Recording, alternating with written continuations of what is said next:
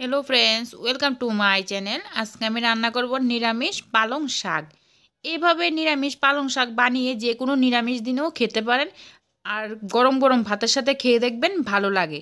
তাহলে চলুন দেখিনি কিভাবে আজ আমি এই নিরামিষ পালং শাকটা রান্না করব।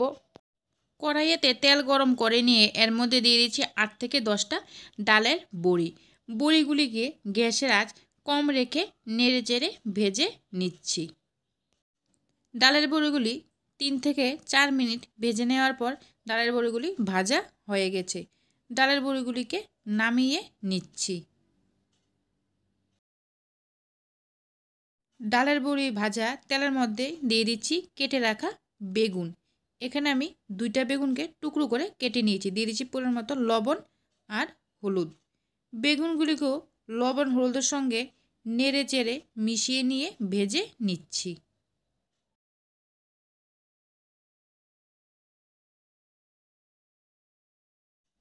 3 থেকে 4 মিনিট বেগুনগুলিকে ভেজে নেওয়ার পর বেগুনগুলি ভাজা হয়ে গেছে। বেগুনগুলিকে নামিয়ে নিচ্ছি।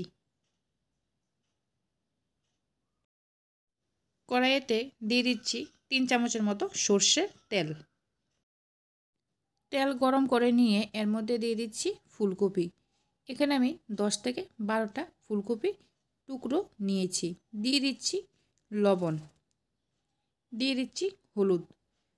ফুলকপিগুলিকেও লবণ হলুদের সঙ্গে নেড়ে চেড়ে মিশিয়ে নিয়ে ভেজে নিচ্ছি।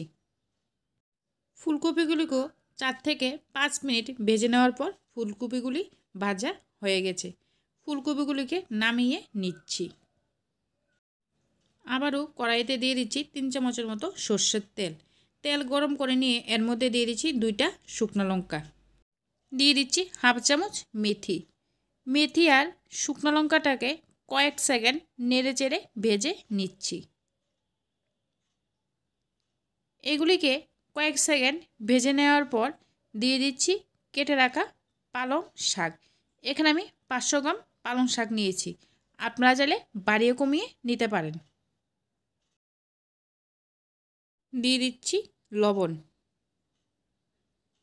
দিয়ে দিলাম হলুদ, দিয়ে দিচ্ছি 4 থেকে 5টা কাঁচা লঙ্কা মাঝখান দিয়ে কেটে রাখা। পালং শাকগুলিকে লবণ হলুদ আর কাঁচা লঙ্কার সাথে নেড়ে চেড়ে মিশিয়ে নিচ্ছি। পালং শাকগুলিকে মিশিয়ে নেওয়ার পর ঢাকনা দিয়ে রান্না করে নিচ্ছি। 6 থেকে 7 মিনিট পালং শাকটাকে ঢাকনা দিয়ে রান্না করে নেওয়ার পর পালং শাকটাকে নেড়ে চেড়ে দিচ্ছি। পালং শাকটা আগে থেকে অনেকটাই কমে গেছে। দিয়ে দিচ্ছি আগে থেকে ভেজে রাখা ফুলকপি, ভেজে রাখা বেগুন, ডালের বড়িগুলিকে। দিয়ে দিচ্ছি কয়েক দানা চিনি, তবে চিনিটা অপশনাল, আপনারা চাইলে দিতে পারেন, না চাইলে বাদও দিতে পারেন। আর দিয়ে দিচ্ছি 1 চামচ আদা বাটা। সবগুলিকে একই সঙ্গে নেড়ে চেড়ে মিশিয়ে নিয়ে 4 থেকে 5 মিনিট রান্না করে নিচ্ছি।